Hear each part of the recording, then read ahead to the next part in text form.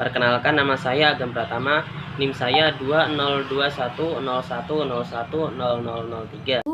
Nama saya Dania Safitri, NIM 202101010002. Saya Novita Dewi Putri, nomor saya 20211011001. Perkenalkan, nama saya Muhammad Nelis Masyudi, NIM 202101010004.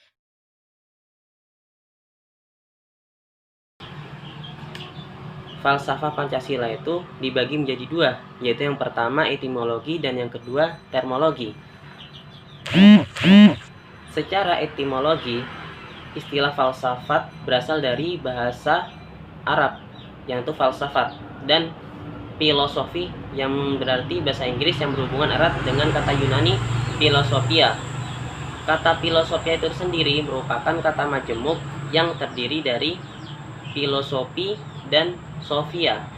Kata philos yang berarti cinta atau kekasih bisa juga berarti sahabat atau dalam arti yang luas ingin.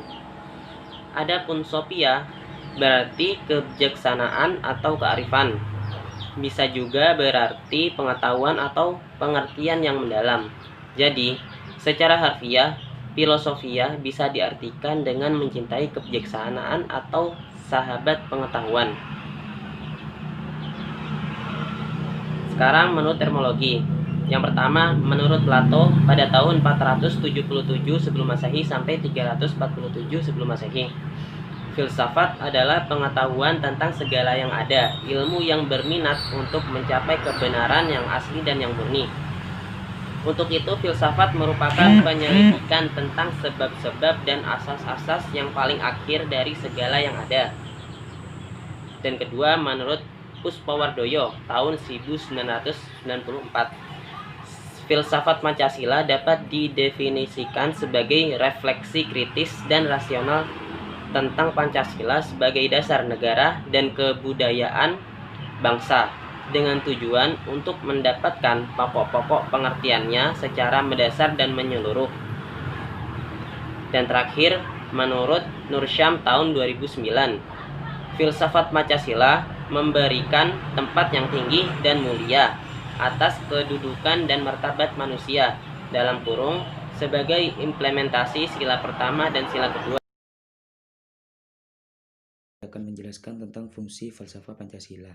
Yang pertama ialah memberikan jawaban atas pertanyaan yang bersifat fundamental atau mendasar dalam kehidupan bernegara.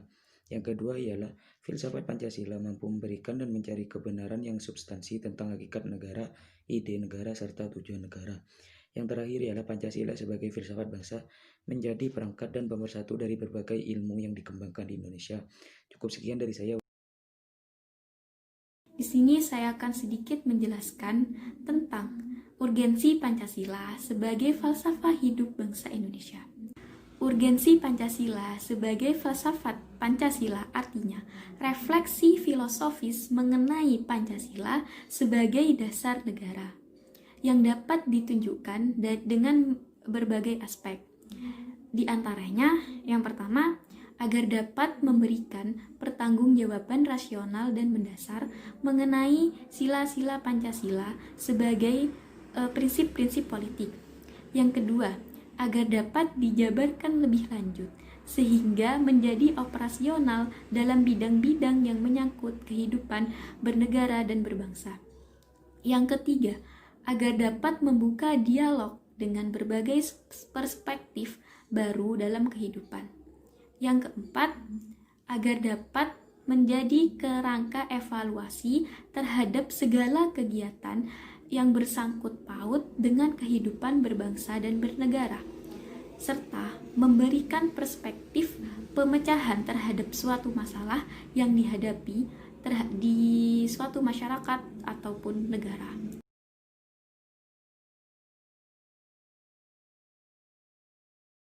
Di sini saya akan menjelaskan tentang manfaat Pancasila.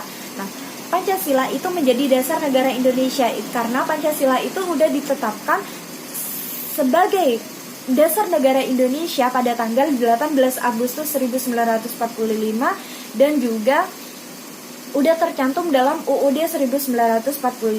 Yang kedua, Pancasila sebagai pandangan hidup bangsa. Karena Pancasila itu memiliki nilai dan tujuan atau arah dan tujuan untuk mencapai cita-cita suatu bangsa. Nah, yang ketiga, Pancasila menjadi pandangan hidup bangsa. Kenapa? Karena jiwa bangsa Indonesia itu adalah jiwa-jiwa Pancasila atau nilai-nilai Pancasila.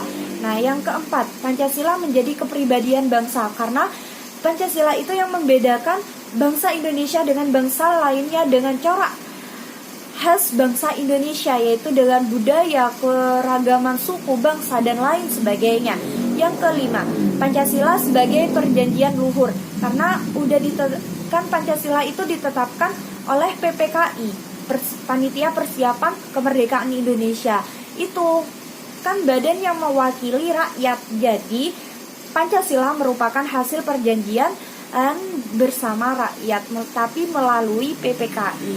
Nah, yang keenam, Pancasila itu menjadi sumber hukum karena Pancasila itu adalah sumber hukum dari segala hukum yang ada atau berlaku di Indonesia. Kenapa? Karena semua hukum itu tertunduk atau bersumber dari Pancasila. Yang ketujuh, Pancasila menjadi cita-cita bangsa. Kenapa? Karena menciptakan masyarakat yang adil dan makmur. Seperti pada sila kelima, keadilan sosial bagi seluruh rakyat Indonesia. Nah, yang kedelapan, Pancasila menjadi falsafah hidup bangsa karena berfungsi untuk mempersatukan bangsa Indonesia. Karena Pancasila itu dianggap memiliki nilai yang paling benar, adil, dan bijaksana yang diharap untuk mempersatukan suatu bangsa. Terus yang kesembilan yaitu Pancasila sebagai ideologi bangsa karena cara berpikir bangsa serta menjadikan bahan renungan dalam kehidupan sehari-hari. Terima kasih.